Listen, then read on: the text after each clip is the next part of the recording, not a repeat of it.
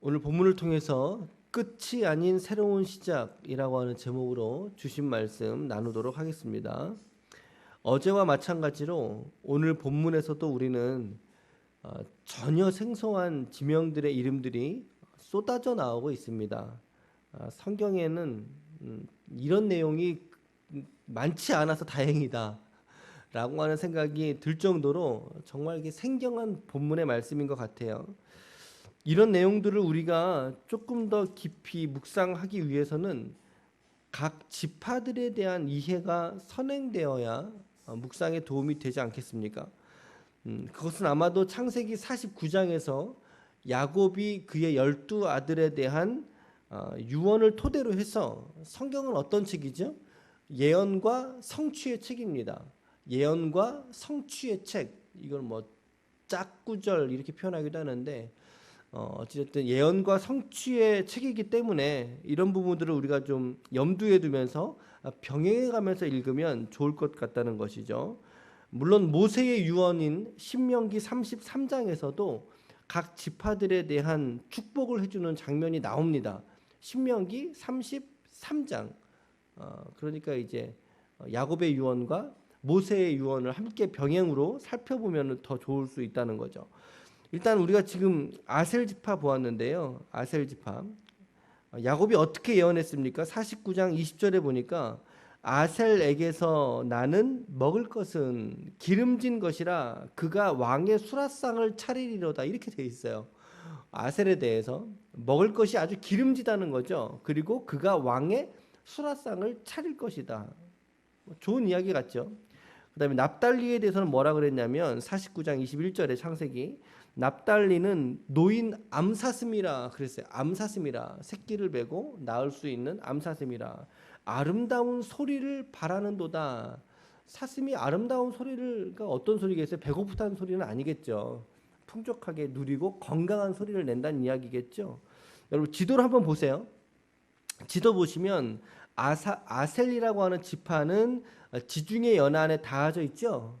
그리고 그 옆으로 이제 납달리가 붙어 있단 말이죠. 그 옆에 여기가 지중해 해안가와 함께 갈릴리 사이, 갈릴리 바다라고 불리는 그 바다 사이에 위치한 평야지대입니다. 여기가 평야지대를 아셀과 그리고 납달리가 이제 배정을 받게 된 거예요. 그러니까 야곱의 예언처럼 아셀에게는 당연히 먹을 게 많겠죠. 왕의 수라상을 차린대요. 거기에 뭐 풀만 올라가겠어요? 그렇지 않잖아요. 아주 풍부한 먹을 양식이 아주 풍족한 것을 말하는 거죠. 바다에 나는 것도 먹고 또 산에 나는 것, 평야에 나는 것을 먹을 수 있는 함께 취할 수 있는 그렇게 좋은 땅을 받았다라고 이제 성취가 된 거죠. 납달리도 마찬가지라는 거죠. 노인 암사슴이라 그가 아름다운 소리를 바라는도다. 그런데 모세가 어떻게 축복했냐면요. 신명기 33장 23절에 보니까 납달리에 대하여는 일렀으되 은혜가 풍성하고 여호와의 복이 가득한 납달리여 이렇게 축복을 했습니다. 그러니까 납달리도 아셀과 같이 풍족한 땅을 기업으로 받게 되었다라는 거죠. 아셀과 납달리가 이후에 이제 오늘 단 지파도 배정받았죠. 마지막입니다. 7번째 마지막 그는 7개의 지파가 못 얻었으니까 그 중에 마지막인데 그들이 처음으로 분배받았던 땅이 어디라고 되어 있습니까? 여러분 지도에 보세요. 보시면 어디에 있어요? 중앙 하단 좌측에 있죠. 베냐민과 에브라임을 낀 좌측 해안 연안으로 되어 있어요. 그렇죠? 그러니까 해안가를 따라 일부 땅을 배정을 받은 거예요. 그러니까 좋은 땅이죠. 나쁜 땅이 아니에요. 근데 그 중에서도 이름이 알려진 곳이 어디에 있을까요? 이건 말씀해 보면 욥바라고 나오고 욥바 맞습니다. 여러분들이 알고 있는 그 욥바입니다. 욥바 어디서 등장했었죠? 우리가 살펴봤던 어디서 살펴봤었어요? 요나 기억나세요? 하나님의 음성 듣고 나서 그가 피해서 어디로 가요? 욥바로 내려가서 배 밑으로 내려갔다 그랬잖아요. 그게 이 욥바예요. 그러니까 항구 도시죠. 지금은 야파라고 하는 도시로 이제 형성이 되어 있는데 어찌됐든 처음에 단이 받았던 장소는요. 베냐민과 에브라임을 포함해서 그 좌측으로 인한 해안가이기 때문에 아주 좋은 땅입니다. 그게 41절부터 46절에 나오는 땅의 목록들이에요. 41절부터 46절까지. 46절에 보니까 욥바 맞은편 경계까지라 이렇게 표현되어져 있죠. 동시에 47절에 보면 참 이제 이 단지파에는 독특한 표현이 하나 더 추가적으로 나오잖아요. 47절에 뭐라고 시작되고 있었죠? 그런데라고 시작하고 있어요. 그런데 단 자손의 경계는 더욱 확장되었으니라고 번역을 해놨지만, 그러나 조금 더 원문의 의미를 해석해서 살린다면 그들의 손에서 그 지파 배정받은 마을들이 벗어났다. 그들의 손에서 벗어났다는 뜻입니다. 단 자손이 올라갔다라고 돼 있어요. 올라가서 레겜과 싸워서 그것을 점령하여 칼날로 치고 그것을 차지하여 거기에 거주하였다라고 돼 있잖아요. 처음에 배정받았던 땅은 평야예요. 평야. 이제 해변가 이루는 평야 땅에. 근데 그곳 이름이 뭐냐면 블레셋 평야예요. 블레셋 평야. 그곳에 아주 가나안 땅에서 전투력이 강한 민족이 살고 있었어요. 그게 아모리 족속이 그곳에 살고 있었던 곳인데 졌어요. 싸우다가 졌지요. 그러니까 전투력에서 밀려나게 되니까 어떻게 쫓겨났다는 얘기입니다. 그래서 찾은 땅이 레셈이라는 땅이에요. 이게 라이스라고 하는 곳인데 그게 어디냐면, 여러분 그 도피성 지도를 또 볼 수 있으신가요 혹시? 도피성 지도? 6군데 보였던 도피성 지도 그림 보이세요? 그 지도 보면 맨 꼭대기 위에 조그맣게 단이라고 또 기록되어 있죠. 예, 그게 있는 지도가 있고 없는 지도가 있어요.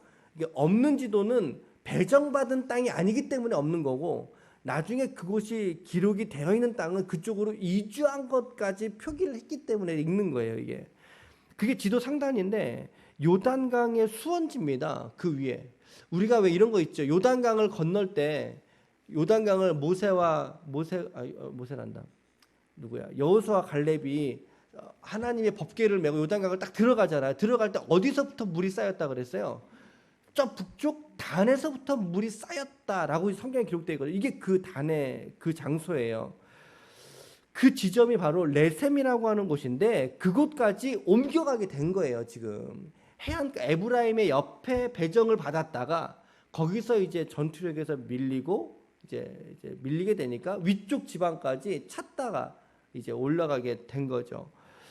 그래서 지도에 보면 단이라고 기록된 땅을 우리 지도에는 2군데로 이렇게 기록을 하고 있는 겁니다. 지도를 이제 제가 몇 개 어저께 또 올려드렸는데 보시면 조금씩 다릅니다. 경계도 다르고 또 위치도 조금씩 이렇게 좀 달라요. 그래서 어떤 거는 단이 있기도 하고 위에 있는 상부에 단이 있기도 하고 없기도 하고. 모든 지파들의 배정이 이렇게 끝나고 난 뒤에야 비로소 여호수아의 기업을 배정받게 됩니다. 이거 참 모범적인 모습 아닙니까? 한번 생각해 보십시오. 자기가 어떤 권력이 있잖아요. 리더십이에요. 그 이스라엘을 지금 지배하고 있는 리더십이거든요. 근데 자신의 이익을 위해서 먼저 자기의 땅을 선취하지 않더라는 거죠. 가장 마지막에 사람들 다 좋은 땅 주고 난 이후에야 비로소 기다렸다가 나중에 남은 땅 중에서 일부를 기업으로 가져가는 모습을 볼 수 있다는 거죠. 여호수아와 갈렙이 가장 유명한 2명의 인물인데 가장 먼저 배정받은 기업이 갈렙입니다. 갈렙. 근데 갈렙이 어디를 달라 그랬죠? 좋은 땅 달라 그랬나요? 갈렙이? 주여 저 산지를 내게, 기억나시죠? 저 산지를 내게 주셔서. 그 산지가 헤브론 산지예요. 그래서 여호수아가 뭐라 그러죠? 그래 너 올라가라. 너가 스스로 개척할지니라. 제가 이 말씀 언젠가 이제 저희 이 교회 개척 준비하면서 제가 했던 설교에 있거든요. 스스로 개척하라. 개척하는 그곳까지 너의 땅이 되리라. 이러면서 이제 갈렙이 올라가서 땅을 쟁취하잖아요. 얼마나 멋있는 모습입니까? 험지를 택합니다. 험지를. 그리고 오늘 본문의 여호수아도 마찬가지죠. 늦게 배정받았는데 50절 말씀해 보세요. 에브라임 어디를? 산지 딥나세라를 주매라고 되어져 있습니다. 마찬가지로 산지를 받았다는 거죠. 여러분 산지는요 험지입니다. 험악한 곳이죠. 개척해야 되고 척박한 땅이고 여호수아가 그 성읍을 건설하고 거기에 거주하였더라 라고 말하고 있어요. 여호수아와 갈렙 이 두 사람이 가히 여호수아 시대의 핵심적인 리더십인데 함에도 불구하고 가장 험한 자리로 가장 낮은 자리로 스스로 내려가더라는 것입니다. 자기 추구를 하는 사람은 절대 이런 실천을 할 수 없다는 거죠. 그 자기의 이익을 버리고 지체들과 공동체를 추구했을 때 오히려 스스로 낮은 자리, 비천에 이르는 험한 자리로 나아갈 수 있다는 것입니다. 이러면서 이제 51절 마지막에 보니까 땅을 나누는 일을 마쳤더라. 그렇죠? 그렇게 마무리를 하고 있습니다. 오늘 저는 한 가지만 적용해 볼게요. 한 가지만. 땅 분배는요, 끝이 아니라 시작이라는 것입니다. 이스라엘은 지금 여기서 끝이 아니라 시작이라는 것입니다. 모세 이후로 이스라엘은 여호수아와 갈렙의 리더십에 아래서 가나안 땅에 들어오게 되었고, 그 땅에서 전투를 치루어 가면서 한 군데씩, 그리고 한 군데씩 차지하기 시작합니다. 어쩌면 그들 가운데 이런 생각을 하는 사람이 있을 수 있어요. 전쟁을 치르면서 야, 이 전쟁이 언제 끝날까? 우리가 언제까지 이렇게 고생해야 되지? 언제 끝나서 약속하신 땅에서 우리가 살 수 있을까? 그것을 열렬히 사모했는지는 모르지만 대부분의 백성들이 아마도 하나님이 우리 선조에게 주신 저 땅인데 라고 하는 마음으로 이 전쟁이 언제쯤 끝날지 뭐 의구심을 갖건 뭐 그런 마음이 있었겠죠. 그렇게 시간이 지나고 나서 이제 7개의 지파에 대한 마무리, 제비뽑기까지 다 마치게 됩니다. 이제 땅 분배는 끝났습니다. 끝났습니다. 어떤 사람은 이 이야기를 들으면서 야, 이제 드디어 끝났구나. 이제 우리가 할 몫을 다 했네. 야, 다 끝났어. 라고 하는 사람이 있었을 것이고, 그리고 또 한 부류의 사람은 이것이 끝이 아니라 새로운 시작이라는 사실을 깨달은 사람도 분명히 있었을 것입니다. 오늘 저는 이 본문을 묵상하면서 땅 분배를 마친 이 사건을 통해서 이스라엘은 이제 그 새로운 땅에서 이제 새롭게 출발해야 될 신앙의 과제가 이제부터 그들에게 부여된 또 하나의 사명이었구나라고 하는 것을 깨닫게 되더라는 거죠. 여호수아 다음 책이 뭐예요? 여호수아 다음 책이 뭡니까? 그렇죠. 여호수아, 사사기, 룻기, 사무엘상 이렇게 넘어가잖아요. 그러니까 사사기가 보여주었던 이스라엘의 삶의 모습이 어땠습니까, 여러분? 형편없지 않았습니까? 믿음을 저버리게 되죠. 사사들이 사는 날 동안에는 하나님 믿다가 또 사사들이 죽고 없으면 또 죄를 짓고 하나님이 때리고 또 구원해서 울부짖으면 사사를 떼어서 또 구원해주고 이런 과정들을 계속 반복을 하는 거예요. 계속 반복을 하는 거죠. 얼마나 지루하게 반복을 합니까? 그들이 땅은 분배를 받았지만 그러나 그 땅에서의 삶은 철저하게 실패했다는 것을 보여주는 아주 단적인 모습이 드러나는 책이 바로 사사기 책입니다. 바로 그 다음 책입니다. 여호수아가 끝나고 사사기로 이어지는 그들이 분배받았던 땅에서 새롭게 땅만을 그들은 경작할 게 아니라 신앙을 경작해야 했습니다. 이스라엘 사람들은 땅을 경작할 게 아니라 신앙을 경작해야 했고 땅을 유산으로 물려줄 게 아니라 믿음을 유산으로 물려줘야 했는데 이 모든 것에 있어서 그들은 실패했다는 것이죠. 들어갔다고 전부가 아니라는 겁니다, 여러분. 그곳에서 어떻게 그가 살아가느냐라고 하는 게 훨씬 더 큰 가치라는 거죠. 훨씬 더 중요한 문제일 수 있다라는 거죠. 들어가는 게 다가 아니라 여러분들의 삶에서 우리의 삶에서 기도가 응답되는 것에서 끝나는 게 아니라는 것입니다. 우리가 주님 나 이거 필요합니다. 이거 주세요. 예, 기도 응답 되셨습니까? 하나님이 땅 주셨어요?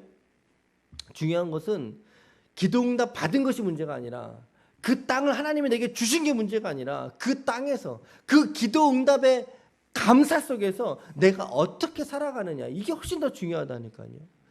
이것에 실패하는 사람들이 그런데 훨씬 더 많더라는 거죠. 이스라엘은 100% 다 실패했습니다. 100%. 기도응답 받은 게 중요한 것이 아닙니다. 기도응답을 통해서 오늘 내가 어떻게 살아가느냐. 우리가 주님 앞에 돈 달라고 기도할 수 있다니까요. 당연히 돈 달라고 기도해야죠. 그 돈을 가지고 어떻게 살아가느냐가 더 중요하다는 것입니다. 여러분 잊으시면 안 돼요. 우리 교회도 마찬가지라고 생각합니다. 우리가 여기 벌써 계약을 6월 13일 날 계약해서 6월 16일 날 첫 번째 예배를 우리가 이 장소에서 드리지 않았습니까? 하나님이 우리 교회에 땅 주셨어요. 우리 오랜 시간 같이 기도했잖아요. 6개월 넘게. 그런데 중요한 것은 우리가 예배 초소에 이렇듯 입당한 게 중요한 게 아니라 우리가 이곳에서 어떠한 신앙의 연조를 쌓아가느냐, 어떤 신앙을 추구하고 말씀과 기도로 우리가 살아가느냐, 이것이 우리가 성전을 얻어서 이렇게 들어오게 된 가치보다 더 중요하다는 거죠. 우리가 어떠한 신앙을 이곳에서 추구하면서 서로 사랑하면서 하나님의 사명을 깨달으면서 우리가 이곳에서 신앙을 살아내느냐라고 하는 게 훨씬 더 중요한 거라는 거예요, 여러분. 오늘 여러분들은 어떻게 살고 계십니까? 이렇게 새벽 예배를 결단해서 이제 새벽의 제단이 여러분들에게 평생의 은혜의 자리가 되시기를 축복합니다. 이곳이 여러분들의 기도응답의 자리가 되시기를 간절히 축복합니다. 간절히 빌어요. 우리가 어떻게 살아가고 있는지, 말씀과 기도를 삶의 자리에서 우리가 실천하고 있는지, 우리가 믿음의 유산을 우리의 자녀들에게 물려주기 위해서 내가 얼마나 기도하고 자녀들을 사랑하고 있는지 말이죠. 우리가 어떻게 사는지가 훨씬 더 중요하다는 것을 오늘 잊지 마시길 바랍니다. 오늘도 우리가 세상 속에서 그리고 그 세상을 살아가지만 그러나 그 안에서 더욱 빛을 발하시는 성도가 되시기를 바랍니다. 빛을 발하고 진리로 살고 그 진리를 증거하는 삶이 되시기를 바랍니다. 오늘 이스라엘의 땅 분배를 이렇게 마감하면서 우리에게 던져준 화두는 땅 분배가 끝나는 시점이 아니라 새롭게 그들이 어떻게 살아갈지에 대해서 하나님이 보시는 시점이다. 이제 어떻게 살지를 주님은 그들을 보고 계실 겁니다. 주목하고 계실 겁니다. 마찬가지로 똑같이 우리 교회와 여러분들의 개인적인 삶도 하나님은 오늘 주목하고 계실 겁니다. 어떻게 사는지를 주님이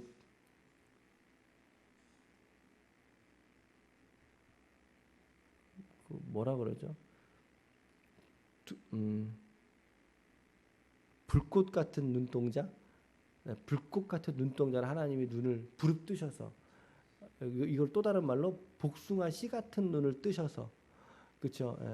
복숭아 씨 아시죠? 어떤 모양 생겼는지 그 모양으로 주님이 눈을 뜨셔서 여러분과 저의 삶의 자리를 지켜보고 계실, 주목하고 계실 겁니다. 어떻게 살아가고 있는지 말씀과 기도로 여러분들의 삶을 살아낼 수 있기를 축복합니다.